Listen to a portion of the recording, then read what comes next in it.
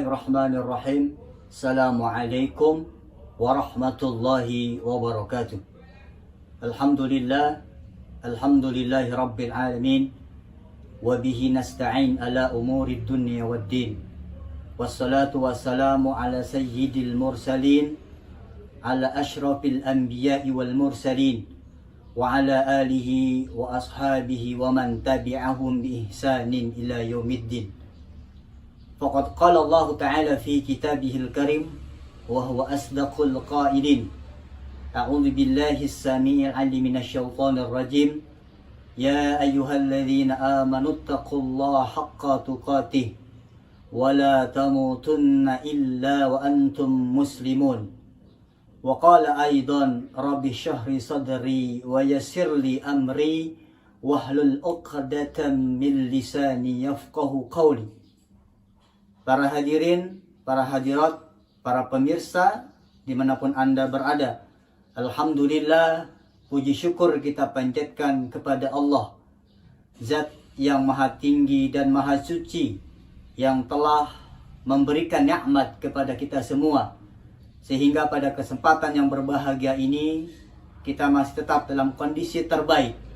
Semoga Allah Subhanahu wa Ta'ala senantiasa memberikan rahmatnya kepada kita semua, memberikan ridho dan maghfirahnya untuk kita semua. Salawat dan salam senantiasa tercurah kepada junjungan kita Nabi besar Muhammad sallallahu alaihi wasallam beserta para keluarga, para sahabat dan segenap para pengikutnya. Beliau adalah Nabi yang telah membebaskan umat manusia dari pengabdian berhala menuju kepada pengabdian Allah semata. Nabi yang cinta dan sayang kepada umatnya. Nabi yang indah dan manis tutur bahasanya. Mudah-mudahan kita pengikutnya yang istiqomah di dalam menegakkan sunnah-sunnah dan syiarnya mendapatkan syafaatul uzma pada yaumul qiyamah. Hadirin hadirat para pemirsa yang Allah muliakan, pada kesempatan yang berbahagia ini kami ingin membahas kajian tematik terkait dengan persoalan yang ada di dalam dunia metafisika. Yang kami ambil materi ini dari min qisasil Qur'anil Karim, yang kita ambil dari cerita yang terdapat di dalam kitab suci Al-Qur'anul Karim, di mana kisah itu adalah bagian dari keimanan kita terhadap perkara-perkara yang gaib. Persoalan ghaibiyah yang kita kenal, kisah itu di dalam Al-Quran adalah tentang sihir. Dan kami insya Allah akan membahas tentang sejarah sihir di dalam peradaban umat manusia. Meskipun para hadirin, para hadirat, para pemirsa, ada sebagian dari umat manusia yang tidak mempercayai dan meyakini adanya sebuah peristiwa sihir dalam kehidupan manusia. Mereka menganggap bahwa ini adalah bukan zaman batu. Ini adalah zaman dan era milenial. Peradaban telah berkembang dengan maju. Teknologi telah berkembang pesat, IT, dan lain sebagainya. Dan juga mereka menganggap bagaimana mungkin bahwa syaitan dari kalangan bangsa jin yang bersifat non-materi ini bisa masuk ke dalam tubuh manusia. Ini bisa menyakiti manusia yang memang manusia itu bersifat materi, yang dapat dilihat, dapat dirasa, dapat disentuh, dan lain sebagainya. Karena dasar mereka tidak meyakini peristiwa sihir ini adalah akal mereka. Pondasi mereka tidak percaya terhadap peristiwa sihir ini adalah logika mereka, yang justru logika mereka, akal mereka tidak mampu untuk merangkai, membuat sebuah variabel, menghubungkan antara sesuatu yang bersifat materi dengan sesuatu yang bersifat non materi. Padahal para sobat dan para pemirsa, kalau kita melihat, kalau kita membuka dan membaca lembaran-lembaran dalam kitab suci Al-Quran, kemudian dalam hadis-hadis Rasulullah SAW, serta penjelasan dari para ulama-ulama salafus soleh tentang sihir ini banyak sekali dalilnya, banyak sekali keterangannya, dan ini membuat satu kepastian kepada kita semua bahwa sesungguhnya peristiwa sihir adalah waqi' nyata adanya. Yang pertama, kita lihat di dalam Al-Quran, di dalam surat Al-Baqarah ayatnya 102, di mana Allah menjelaskan kepada kita tentang bagaimana sihir, sejarah sihir yang berada pada zaman Nabi Sulaiman alaihi salam. Kita juga bisa membuka lembaran di dalam surat Al-A'raf, di mana pada saat itu Fir'aun laknatullah ini dengan para tukang-tukang sihirnya menantang Nabi Musa alaihi salam, di mana mereka melemparkan tongkat-tongkat mereka berubah menjadi ular. Dengan izin dan kehendak Allah, pada saat itu Nabi Musa dengan mu'ajizatnya juga melemparkan tongkatnya yang berubah menjadi ular besar, memakan tongkat-tongkat tukang sihir Fir'aun yang berubah menjadi ular-ular kecil pada saat itu. Yang ketiga, kita juga melihat bagaimana di dalam hadis-hadis Rasulullah Sallallahu Alaihi Wasallam tentang Rasulullah yang disihir oleh seorang Yahudi yang bernama Labid bin Aqsam. Jadi pada saat itu Labid bin Aqsam ini menggunakan sisir, yang dimana sisir baginda Rasulullah itu ada bekas rambutnya Nabi, yang kemudian rambut itu dijadikan sebagai buhul-buhul untuk membuat sihir kepada Rasulullah SAW, kemudian diletakkan di dalam sumur. Nah, peristiwa ini kemudian membuat Rasulullah Shallallahu Alaihi Wasallam ini seakan-akan mendatangi para istri-istrinya, menggauli istri-istrinya, padahal Rasulullah tidak melakukan seperti itu. Kemudian turunlah dua malaikat yang memberikan sebuah keterangan bahwasannya orang ini, yang dimaksudkan dengan orang ini adalah Rasulullah, sedang terkena sihir. Kemudian dilakukanlah sebuah ruqyah terhadap Rasulullah, dan peristiwa ini menjadi penyebab dari turunnya asbabun nuzul surat Al-Falaq dan surat An-Nas. Maka sejak itu Rasulullah menganjurkan dan mengajarkan kepada kita, ketika kita terkena gangguan sihir non medis, salah satunya adalah dengan membaca surat Al-Falaq dan membaca surat An-Nas. Para hadirin, para hadirat, para pemirsa yang dirahmati dan dimuliakan oleh Allah Subhanahu wa Ta'ala. Berbicara juga tentang sihir, para ulama telah banyak menjelaskan di dalam kitab-kitab mereka. Syekhul Islam Ibnu Taimiyah dalam kitabnya Risalatul Jinni, beliau juga mengatakan bahwa sihir itu sesuatu yang nyata, meskipun peristiwanya tidak mampu kita ungkapkan secara akal dan logika kita. Bahkan Ibnu Qudamah, Imam Ibnu Qudamah dalam kitabnya Al-Bughni, beliau juga menjelaskan kepada kita bahwa sihir itu memang benar-benar bisa terjadi menimpa kepada manusia, yang dilakukan oleh kahin, oleh seorang dukun, dibantu oleh bangsa jin. Bahkan sihir ini bukan hanya saja menyebabkan seseorang itu jatuh sakit, mengalami beberapa penderitaan di anggota tubuhnya, bahkan bisa sampai menemui sebuah kematian. Nah, berbicara tentang sihir juga, ini tidak lepas dari surat yang kami sebutkan, ayat yang menjelaskan tentang sejarah sihir pada saat itu, di dalam surat Al-Baqarah ayat 102, di mana Allah Subhanahu wa Ta'ala menyatakan firman-Nya, A'udzu billahi minasyaitonir rajim. Wattaba'u ma tatlu asyayatin 'ala mulki Sulaiman. Wa ma kafara Sulaiman walakinna asyayatin kafaru yu'allimuna an-nasa sihra wa ma unzila 'ala al-malakaini bi Babil Harut wa Marut.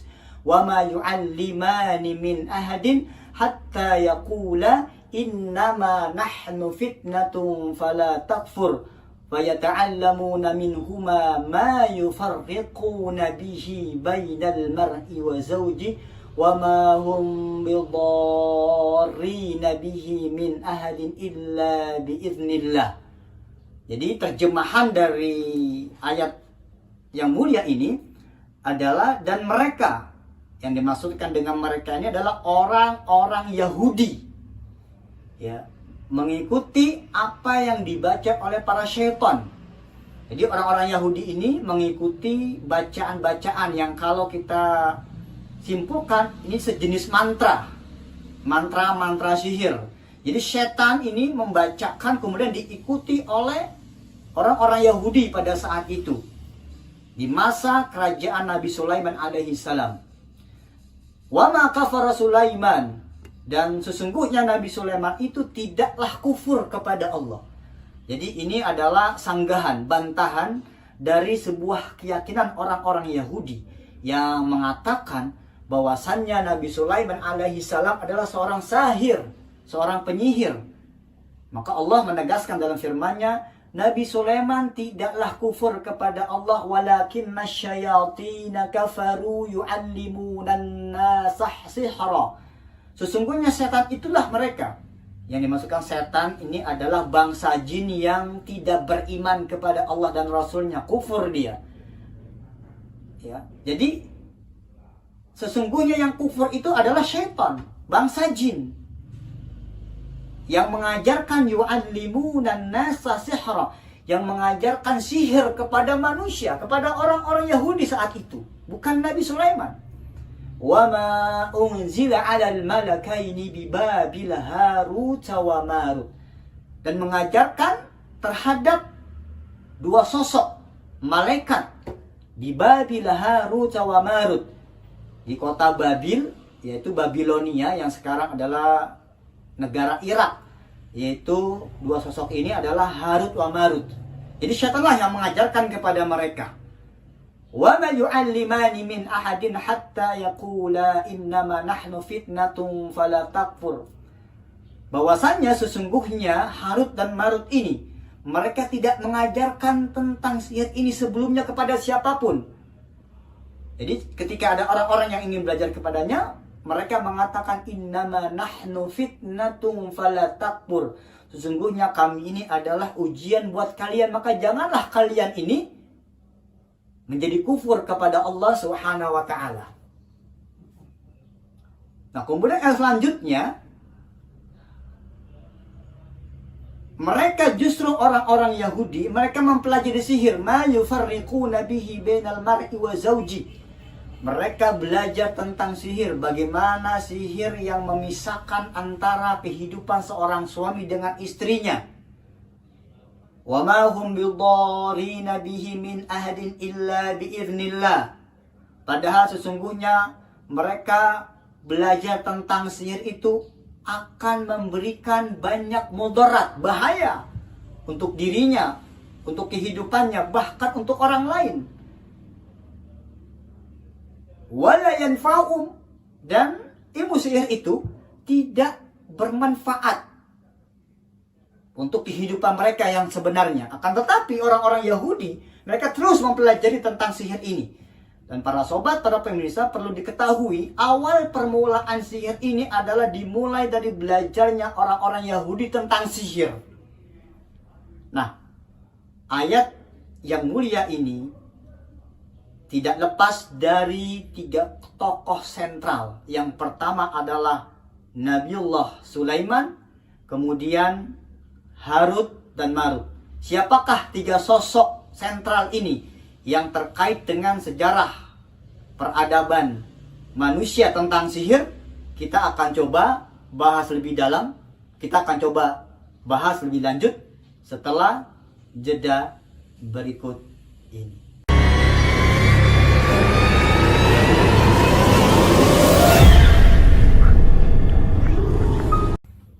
Para hadirin, hadirat, para pemirsa yang dirahmati dan dimuliakan oleh Allah Subhanahu wa taala. Dalil keterangan di dalam ayat suci Al-Qur'an yang menjelaskan tentang sejarah sihir di dalam peradaban umat manusia, yaitu surat Al-Baqarah ayat 102. Ini ada beberapa riwayat tentang asbabun nuzulnya, sebab turunnya firman Allah yang mulia ini. Riwayat yang pertama yang menjelaskan tentang turunnya firman Allah yang mulia ini adalah terkait dengan usahanya orang-orang kafir musyrikin yang ingin mematahkan, yang ingin menyudutkan dan merendahkan dakwah yang dibawa oleh Rasulullah Shallallahu Alaihi Wasallam kepada umat manusia saat itu. Jadi bagaimana caranya? Orang-orang kafir Quraisy ini berusaha untuk melemahkan dan menyudutkan kebenaran yang Rasulullah bawa. Sehingga orang-orang kafir Quraisy itu mendatangi orang Yahudi. Mereka ingin bertanya tentang sosok yang mengaku sebagai dirinya seorang nabi dan utusan Tuhan, yaitu Rasulullah Nabi Muhammad Shallallahu Alaihi Wasallam. Jadi orang-orang kafir musyrikin saat itu bertanya kepada seorang Yahudi, bagaimana tentang sosok orang yang mengaku sebagai Rasul. Kemudian orang Yahudi ini menyebutkan, berkata kepada orang kafir Quraisy saat itu, kalau dia mengaku sebagai Rasul, dia mengaku sebagai utusan Tuhan, dia mengaku sebagai Nabi, maka buatlah satu pertanyaan kepada orang tersebut tentang hakikat sihir. Jadi orang Yahudi ini ingin coba menyanyikan, ingin coba menyamakan ajaran Taurat dengan Al-Quran. Artinya, kalau saat itu Rasulullah mampu menjelaskan tentang hakikat sihir sesuai dengan apa yang tertuang di dalam kitab Taurat, maka itu adalah benar bahwa dia adalah seorang nabi, dia adalah seorang rasul, dia adalah seorang utusan dari Tuhan yang membawa kebenaran dan wahyu. Tapi kalau orang yang mengaku nabi ini tidak mampu menjelaskan tentang sihir, tidak mampu memberikan sebuah keterangan yang tidak sesuai di dalam kitab Taurat, maka dia adalah seorang nabi palsu. Dia bukan Rasulullah, dia bukan seorang nabi, dia bukan seorang utusan Tuhan. Dia hanya orang yang mengaku sebagai nabi dan rasul saja. Nah, terkait dengan peristiwa tersebut, maka turunlah firman Allah yang mulia ini, surat Al-Baqarah 102. Ini riwayat yang pertama. Ini keterangan yang pertama, turunnya firman Allah yang mulia tersebut. Kemudian di dalam tafsir-tafsir yang lainnya tentang turunnya surat Al-Baqarah 102 ini, di dalam tafsir Al-Maradhi, di dalam tafsir Ibnu Katsir, di dalam tafsir Imam Al-Qurtubi dan tafsir-tafsir imam yang lainnya, ini terkait dengan keterangan Rasulullah Shallallahu Alaihi Wasallam yang menyatakan pada saat itu bahwasannya Nabi Sulaiman, yaitu anaknya, putranya dari Nabi Daud, adalah seorang nabi dan rasul. Dia adalah utusan Allah yang membawa kebenaran, bertauhid kepada Allah, la ilaha illallah. Akan tetapi orang-orang Yahudi pada saat itu membantah dan menyanggahnya. Ya Muhammad, sesungguhnya Sulaiman bukanlah nabi dan rasul. Dia hanya seorang yang sahir, yaitu tukang sihir. Mana buktinya? Buktinya Sulaiman, dia mampu menundukkan bangsa jin. Dia mampu menundukkan bangsa manusia. Dia mampu menundukkan semua binatang yang hidup di alam dunia ini. Kalau manusia biasa, ini tidak mungkin. Maka hanya tukang sihirlah yang mampu mengerjakan. Hanya tukang sihirlah yang mampu melakukan perbuatan-perbuatan yang luar biasa itu. Ini adalah tuduhan yang diberikan, yang dialamatkan kepada Nabi Sulaiman alaihi salam oleh orang-orang Yahudi pada saat itu. Para hadirin, para hadirat, para pemirsa yang dirahmati dan dimuliakan oleh Allah Subhanahu wa taala. Sebagaimana tadi kami sebutkan, surat Al-Baqarah 102 ini ada 3 tokoh sentral. Yang pertama adalah Nabi Sulaiman, yang kedua dan ketiga adalah Harut wa Marut. Ada beberapa keterangan-keterangan yang diberikan tentang siapakah sosok dari Harut dan Marut ini. Ada yang menyatakan bahwasanya Harut dan Marut ini adalah dua orang malaikat yang Allah turunkan ke muka bumi ini. Dikarenakan mereka mendapatkan azab dari Allah Subhanahu wa taala. Ada juga yang mengatakan riwayat lain bahwa Harut dan Marut ini adalah bashar, adalah sosok daripada manusia yang ada, yang Allah ciptakan di muka bumi ini. Ada juga riwayat yang mengatakan bahwasannya Harut dan Marut ini adalah minasyayatin, adalah golongan dari bangsa jin yang kufur, yang jahat, yang disebut atau kita kenal dengan namanya syaitan. Nah, dari berbagai riwayat yang kami dengar, ternyata Harut dan Marut ini pendapat yang lebih benar, pendapat yang lebih kuat, pendapat yang sahih adalah dia adalah manusia. Sosok manusia, bukan sosok dari bangsa jin, syaitan, atau bukan sosok dari bangsa malaikat.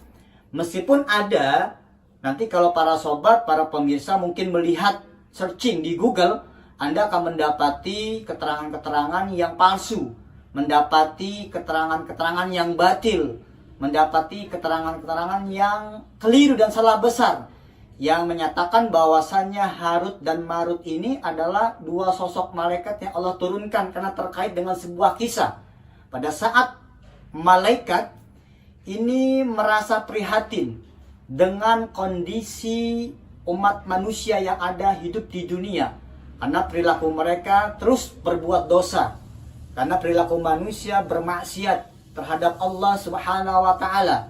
Ada yang musyrik kepada Allah, mendualismekan Allah, menyekutukan Allah. Ada yang melakukan pembunuhan, saling bertikai, saling membunuh. Ada juga yang melakukan perbuatan zina. Ada juga yang syarbul khamr, yaitu meminum minuman keras, ataupun melakukan dosa-dosa lainnya, memfitnah, menggunjing aib orang lain, dan lain sebagainya. Nah, pada saat kondisi manusia dalam keadaan selalu berbuat dosa kepada Allah, mereka merasa prihatin dan berkata kepada Allah bahwasannya kondisi manusia seperti itu. Kemudian Allah menyatakan firman-Nya kepada malaikat bahwasannya manusia berbuat dosa, manusia ingkar kepada diriku, kata Allah, karena aku telah memberikan syahwat, memberikan hawa nafsu di dalam kehidupan mereka. Yang dengan hawa nafsu itu mereka yang tidak memiliki iman yang kuat akan terjerumus kepada perbuatan-perbuatan yang diharamkan. Nah, pada saat itu ketika Allah menyatakan firman-Nya seperti itu, kemudian para malaikat ini menjawab, "Wahai Tuhanku, kalau seandainya saja Engkau memberikan syahwat kepada kami, memberikan nafsu kepada kami, kami niscaya tidak akan berbuat seperti apa yang telah dilakukan oleh manusia pada saat itu. Kami akan tetap taat. Kami akan tetap beribadah kepadamu ya Rabb." Jadi ini tanggapan dari bangsa malaikat pada saat itu. Nah, ketika mendapatkan jawaban dari para malaikat, Allah kemudian berfirman kepada mereka. Jadi kata Allah, "Coba carikan kepadaku, pilihlah 2 malaikat terbaik di antara kalian." Kemudian terpilihlah pada saat itu 2 malaikat yang kita kenal sekarang ini dengan Harut wa Marut. Kemudian Allah memberikan kepada malaikat Harut dan Marut ini syahwat di dalam dirinya, nafsu. Kemudian Allah menurunkan malaikat Harut dan Marut ini ke muka bumi. Nah, ketika malaikat Harut dan Marut ini turun ke muka bumi, maka Allah datangkan kepada mereka ini wanita yang cantik. Yang wanita ini mencoba untuk menggoda Harut wa Marut. Dan benar saja, hampir saja saat itu terjadi perzinahan. Tapi karena wanita ini mau melakukan perzinahan dengan Harut dan Marut, dia meminta syarat. Syaratnya agar Harut dan Marut ini mau menyekutukan Tuhannya. Karena Harut dan Marut adalah bangsa malaikat yang dia taat beribadah kepada Allah, mendapatkan syarat ketika harus berzina, dia melakukan perbuatan syirik kepada Tuhannya, dia menolaknya. Karena dia tahu menyekutukan Allah, musyrik kepada Allah merupakan satu kezaliman yang besar, satu dosa yang teramat besar yang dilakukan oleh umat manusia kepada Tuhannya. Nah, kemudian Allah datangkan kembali wanita lain yang sosoknya jauh lebih cantik dari wanita yang pertama. Dia juga sama menggoda Harut wa Marut untuk melakukan perbuatan dosa, yaitu berzina dengan dirinya. Dan Harut dan Marut juga tergoda untuk melakukan zina. Akan tetapi wanita yang kedua ini juga meminta syarat kepada Harut dan Marut agar dia mau membunuh orang itu, dan barulah sang wanita cantik ini mau melakukan zina dengan Harut dan Marut. Karena Harut dan Marut mengetahui bahwa membunuh orang lain tanpa sebab juga merupakan dosa besar, maka Harut dan Marut keberatan pada saat itu. Dia tidak mau berzina dan tidak mau memenuhi syarat untuk membunuh orang lain tanpa sebab. Kemudian untuk yang ketiga kalinya, Allah mendatangkan seorang wanita yang jauh lebih cantik dari wanita yang pertama dan wanita yang kedua, dan menggoda Harut wa Marut untuk melakukan dosa, melakukan zina dengan dirinya, tapi dengan syarat yang cukup ringan, yaitu dengan meminum khamar saja. Harut dan Marut ketika mendapatkan syarat yang ringan, yaitu untuk meminum khamar, dia kemudian melakukan perbuatan itu. Dia meminum khamar, ternyata setelah dia mabuk, setelah dia dikuasai oleh minuman keras, hilang akal sehatnya, hilang kesadarannya, maka Harut wa Marut saat itu melakukan 3 perbuatan dosa besar. Pertama adalah syirik kepada Allah, kemudian dia juga melakukan perbuatan pembunuhan terhadap orang lain, dan yang ketiga dia melakukan perbuatan zina kepada wanita yang cantik tersebut. Ini adalah disebabkan karena efek pengaruh dari al-khamr, minuman keras itu. Ketika minuman keras sudah merasuki tubuhnya, menghilangkan akal sehat dan kesadarannya, orang dan siapapun akan bisa melakukan kerusakan-kerusakan yang jauh lebih besar dosanya. Makanya Rasulullah Shallallahu Alaihi Wasallam dalam sebuah hadisnya menyatakan bahwa khamr itu adalah ummul khaba'is, biang keladinya, bapak moyangnya seseorang itu bisa melakukan perbuatan jahat dan keji kepada orang lain.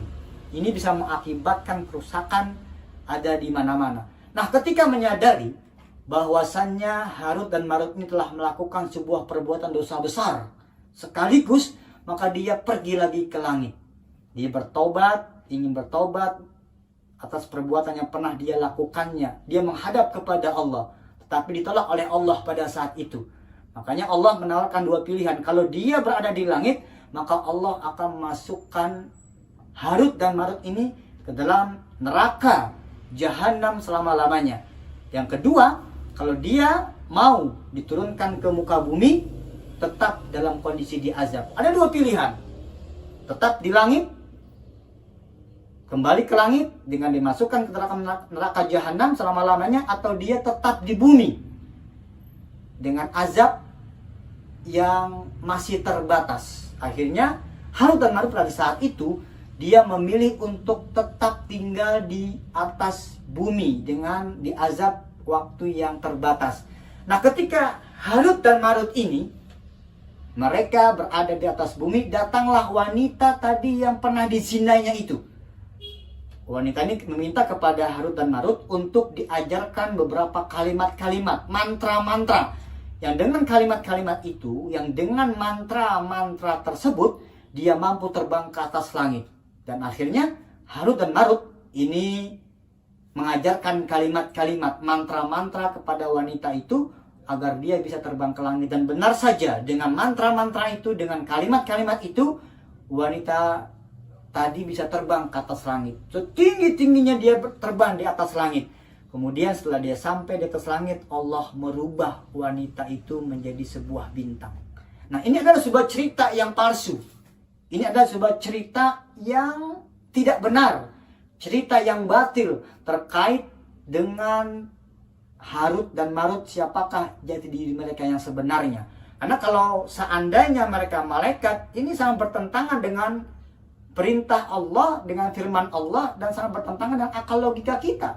Karena yang namanya bangsa malaikat, mereka ini tidak memiliki nafsu. Mereka taat beribadah kepada Allah. Wa yaf'aluna ma yu'marun. Malaikat itu akan selalu mengerjakan apa yang diperintahkan oleh Allah Subhanahu wa taala. Jadi siapakah sebenarnya sosok Harut dan Marut ini, dan terkait dengan apa saja sihir yang ada pada saat itu dengan Harut dan Marut? Kita akan coba membahasnya, kita akan coba mengkajinya setelah berikut ini.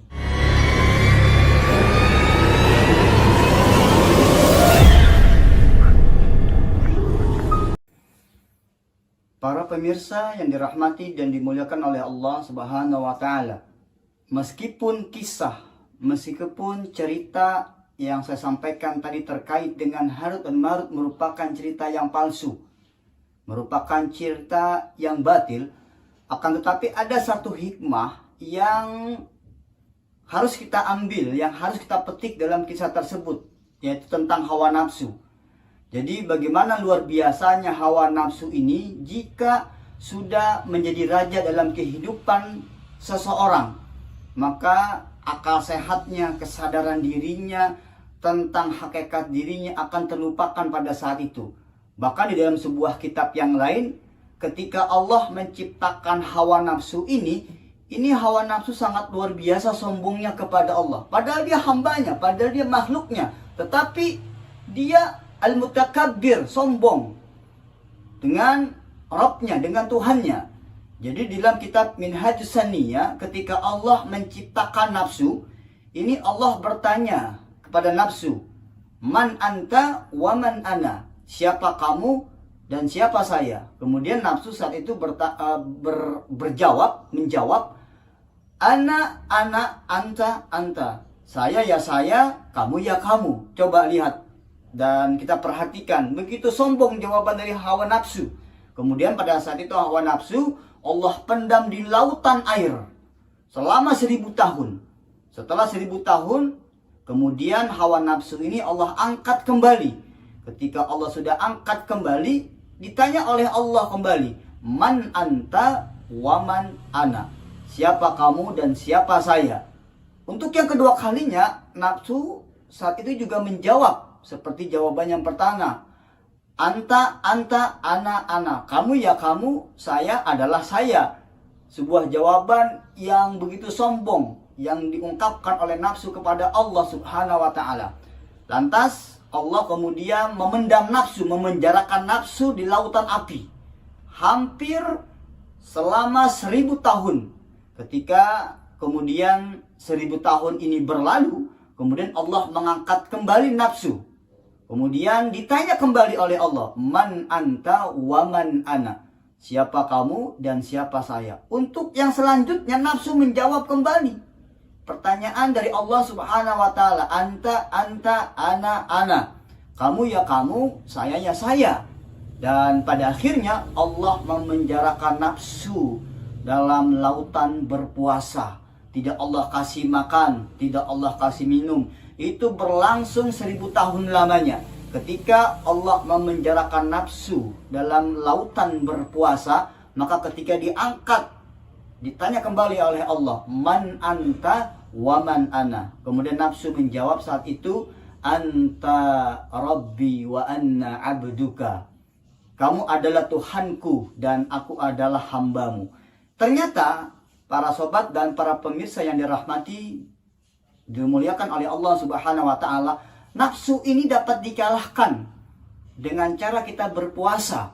Dengan puasa inilah kemudian nafsu akan terkekang. Keinginan-keinginan buruk duniawiyah ini akan dapat terkendalikan dalam melakukan ibadah puasa. Dan ini sebagaimana disabdakan oleh baginda Rasul sallallahu alaihi wasallam dalam sebuah hadisnya, ya masara sabbab man istata'a minkumul ba'ata falyatajawwaz.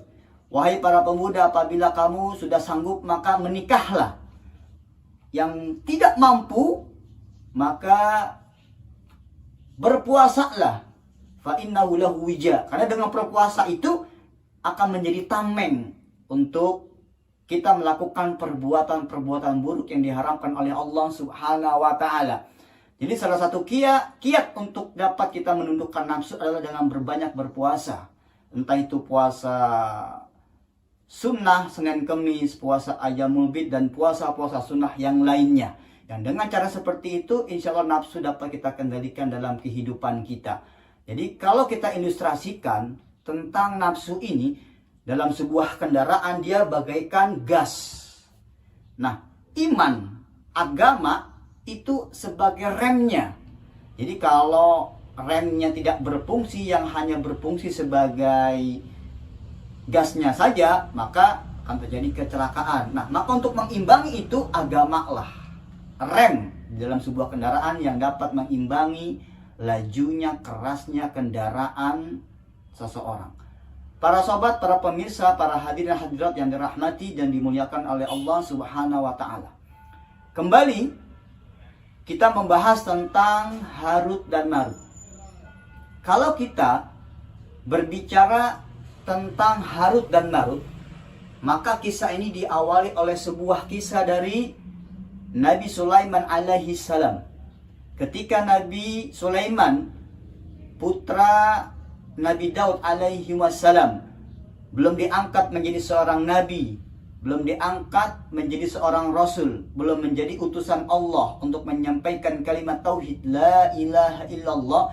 Ini bangsa jin pada saat itu memiliki sebuah kebiasaan tersendiri. Mereka dengan bebasnya pergi ke atas langit. Dalam rangka apa mereka pergi ke atas langit? Mereka mendengarkan pembicaraan rahasia yang ada di sana.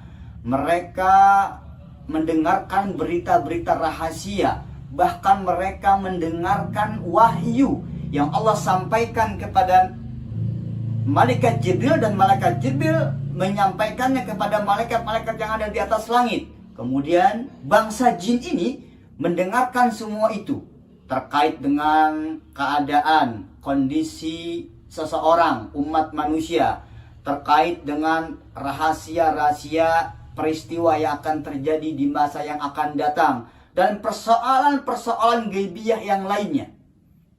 Para pemirsa nanti bisa melihat di dalam Al-Quran, surat Al-Jin, ini surat yang Allah khususkan memang membahas tentang seluk-beluk bangsa jin. Jadi di dalam surat tersebut ayat 8, ayat 9 ini memang bangsa jin punya maqa'ida lis-sam'i. Jadi mereka ini mempunyai kedudukan, mempunyai tempat, mempunyai pos di atas langit untuk mencuri berita-berita dan rahasia-rahasia yang Allah berikan kepada malaikat Jibril dan para malaikat yang lainnya. Nah, ketika bangsa jin untuk yang pertama kalinya mendapatkan rahasia-rahasia langit, berita-berita langit tentang rahasia-rahasia kehidupan manusia dan masa depan, ini kemudian disampaikan kepada jin yang berada di bawahnya. Kemudian jin yang berada di bawahnya ini menyampaikan berita itu kepada jin yang ada di bawahnya lagi. Akan tetapi sangat disayangkan ketika jin yang nomor 2 yang sudah mendapatkan berita dari jin yang pertama tentang rahasia-rahasia langit, berita-berita masa depan, ini ditambahkan dengan kedustaan.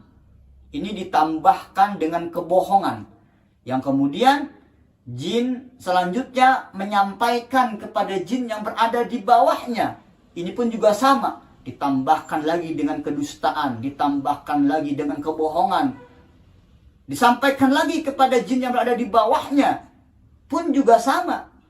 Ditambahkan lagi dengan kedustaan. Ditambahkan lagi dengan kebohongan. Sampai terus berita ini secara berantai, turun-temurun. Akan tetapi sudah mendapatkan tambahan 1000 kebohongan dan kedustaan dari bangsa jin. Yang pada akhirnya berita itu akan sampai kepada jin yang berada di atas bumi. Nah, ketika bangsa jin ini berada di atas bumi mendapatkan informasi, rahasia tentang masa depan dan lain sebagainya, dia mencari kahin, kuhan, para dukun, para tukang ramal, paranormal, atau sebutan-sebutan populer di era milenial ini, dukun disebut sebagai guru spiritual dan lain-lain sebagainya. Nah, untuk apa bangsa jin yang ada di dunia ini mencari kahin, mencari dukun untuk melakukan sebuah transaksi, melakukan sebuah kolaborasi antara bangsa jin dan sang dukun pada saat itu. Karena jin nanti akan menyampaikan rahasia-rahasia sudah diperoleh dari atasan-atasan jinnya yang sudah ditambahi dengan kedustaan dan kebohongan. Kemudian sang dukun akan menjadikan bangsa jin itu sebagai temannya dalam melakukan aksi-aksi teror sihir terhadap korban-korban targetnya. Kami pernah membahas tentang dukun di channel kami ini, yang kami menyebutkan sebenarnya dukun itu tidak ada yang sakti mandraguna. Yang ada itu adalah dukun cabul, mohon maaf, kemudian dukun matre, mohon maaf, dan dukun tukang sulap, mohon maaf. Jadi kalau mereka tidak mempunyai bangsa jin yang menjadi sekutunya, bangsa jin yang menjadi temannya, bangsa jin yang menjadi peliharaannya, dukun tidak bisa berbuat apa-apa untuk dalam melakukan aksi teror sihirnya kepada korban-korban targetnya. Karena dengan bantuan bangsa jin tersebutlah kemudian sang dukun ini mampu memberikan sebuah rasa sakit, bahkan kematian atas izin dan kehendaknya Allah Subhanahu wa Ta'ala. Para pemirsa, para hadirin, para hadirat yang dirahmati dan dimuliakan oleh Allah Subhanahu wa Ta'ala. Oleh sebab itu, para ulama sebenarnya menyebut para dukun ini sebagai kadzabun, sebagai pendusta. Karena apa yang diceritakan, apa yang disampaikan oleh bangsa jin yang dia mendapatkan informasi dari atasannya, kemudian disampaikan kepada dukun, itu sudah mengandung unsur kedustaan dan kebohongan. Kalau mata rantai berita dari bangsa jin, dari mulai langit sampai ke bumi ini berjumlah ada 100 jin, maka bisa dapat dipastikan satu saja yang benar, 99%-nya ini hampir semuanya mengandung dusta dan kebohongan.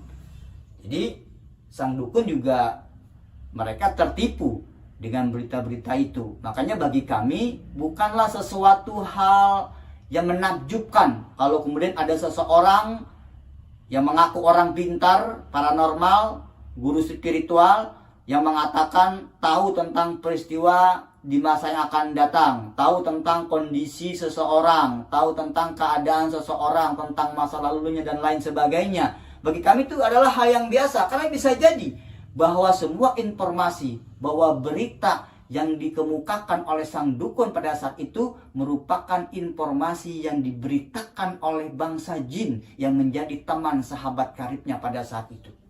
Hadirin hadirat yang dirahmati dan dimuliakan oleh Allah Subhanahu wa Ta'ala. Oleh sebab itu, di dalam hadis baginda Rasul Shallallahu Alaihi Wasallam, ini para dukun dan juga orang-orang yang mendatanginya ini mendapatkan kecaman yang sangat keras. Bahkan di zaman Amirul Mukminin Umar bin Khattab, para kahin, para kuhan, dukun ini mereka disembelih, dipotong lehernya. Jadi al-qatlu, dibunuh dukun ini.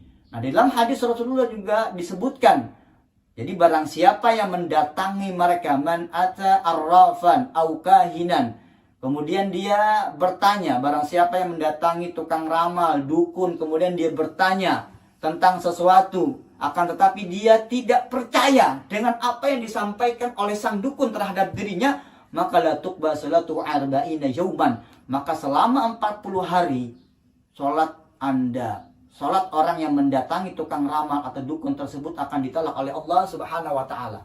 Tetapi apabila seseorang itu mendatangi paranormal, mendatangi tukang ramal, atau yang disebut dengan bahasa sekarang adalah guru spiritual, ini bertanya tentang sesuatu, kemudian dia mempercayai, fasaddaquhu, dia mempercayai apa yang dikabarkan, apa yang diberitakan, apa yang disampaikan oleh sang dukun terhadap dirinya, maka faqad kafara bima unzila ala Rasulillah sallallahu alaihi wasallam.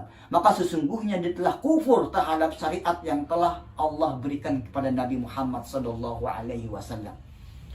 Para hadirin hadirat pemirsa yang dirahmati dan dimuliakan oleh Allah Subhanahu wa taala. Nah, pada saat kemudian Nabi Sulaiman diangkat oleh Allah menjadi nabinya, menjadi rasulnya, diangkat oleh Allah menjadi utusan Allah Subhanahu wa taala untuk dan kalangan di Bani Israel. Karena sebetulnya Nabi Sulaiman alaihissalam ini terkait dengan Nabi Yusuf silsilahnya. Akan terkait juga nanti dengan silsilahnya Nabi Yakub. Yang kita tahu bahwa Nabi Yakub ini memiliki 12 anak. Di antaranya Nabi Yusuf dengan Benyamin.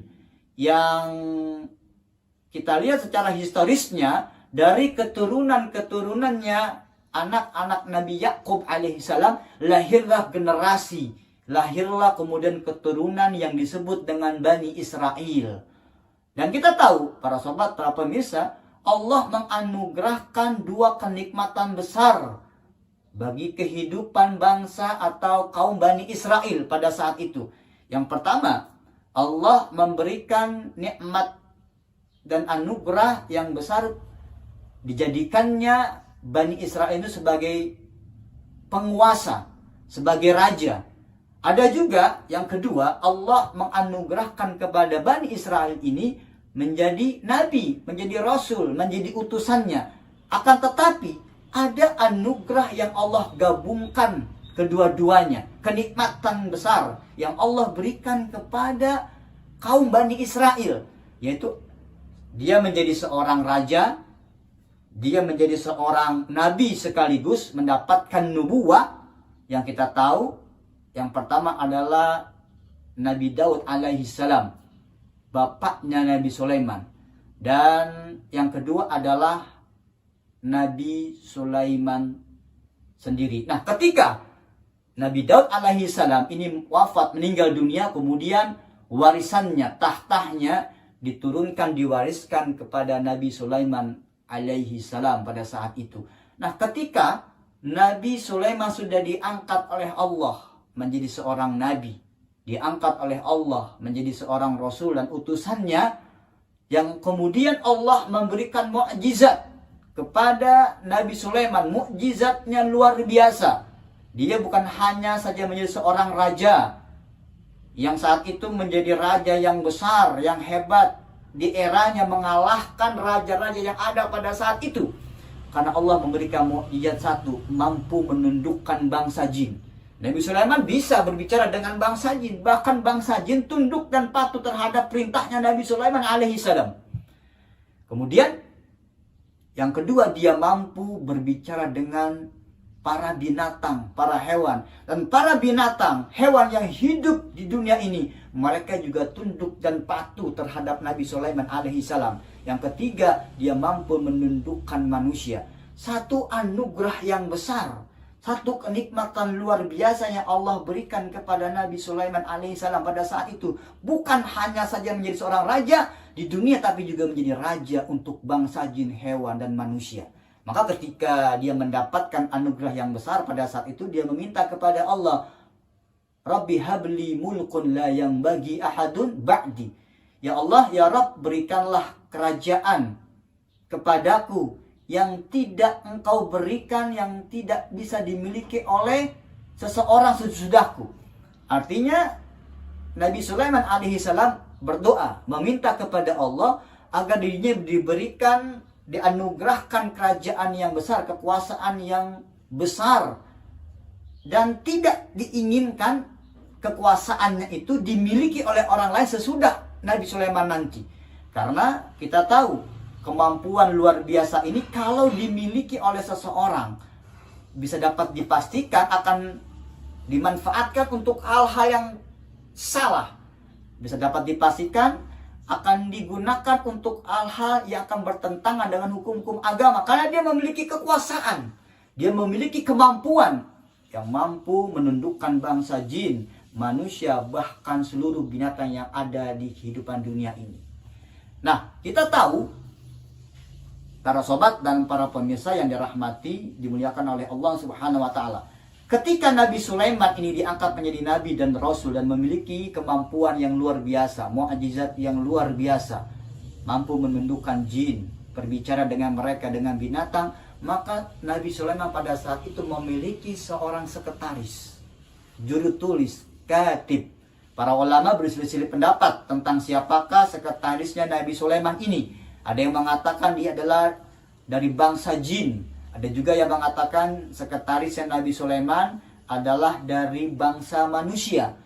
Nah, sekretarisnya ini selalu mencatat apa yang diperintahkan oleh Nabi Sulaiman alaihissalam tentang rahasia-rahasia Allah, tentang asma-asma Allah al-a'zam, kemudian tentang rahasia-rahasia bangsa jin, tentang rahasia-rahasia para hewan dan para binatang, rahasia-rahasia tentang manusia, dan lain-lain sebagainya terkait dengan dunia metafisika, terkait dengan persoalan-persoalan gaibiyah pada saat itu.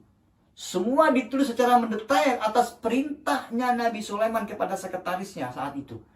Nah, ketika Allah menghendaki dengan takdirnya, Nabi Sulaiman mendekati ajalnya, mendekati kematiannya, kemudian buku yang telah ditulis, kitab yang telah ditulis oleh sang sekretarisnya ini dimasukkan ke dalam sebuah kotak. Kemudian kotak itu diletakkan di bawah singgasananya.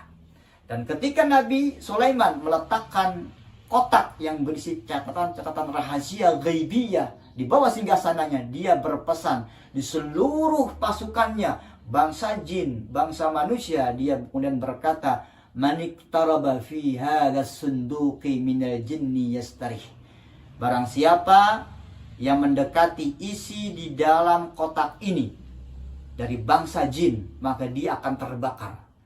Wa maniktaraba minal insi, dan barang siapa yang mendekati isi di dalam kotak ini dari bangsa manusia, kalimatin yaz'amu fiha anna ahadan ghairallahi ya'rifu al-ghaiba, yang manusia mendekati isi dalam kotak ini, kemudian dengan kalimat-kalimatnya ini dia mengakui, dia meyakini bisa mengetahui semua perkara-perkara ghaibiyah daripada selain Allah, maka Nabi Sulaiman kemudian mengancamnya, fasa aqtuluhu, maka akan membunuhnya.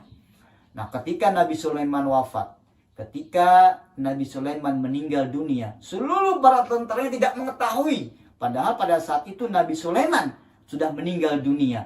Nah, ketika Nabi Sulaiman sudah meninggal dunia, maka tergantilah generasi yang tadinya bertauhid kepada Allah, generasi yang beribadah kepada Allah. Kemudian lahirlah kemudian generasi-generasi selanjutnya yang akidahnya sudah terkotori, akidahnya tercemari, akidahnya terkontaminasi dengan kebatilan-kebatilan yang ada. Dan pada saat itu di kota Babilonia, yaitu Babil, yang sekarang kita kenal dengan negeri atau negara Irak, hidup seorang dua manusia yang sangat soleh, beribadah kepada Allah, berakhlak, beradab, sehingga mereka disifati seperti malaikat yang dikenal dengan Harut dan Marut.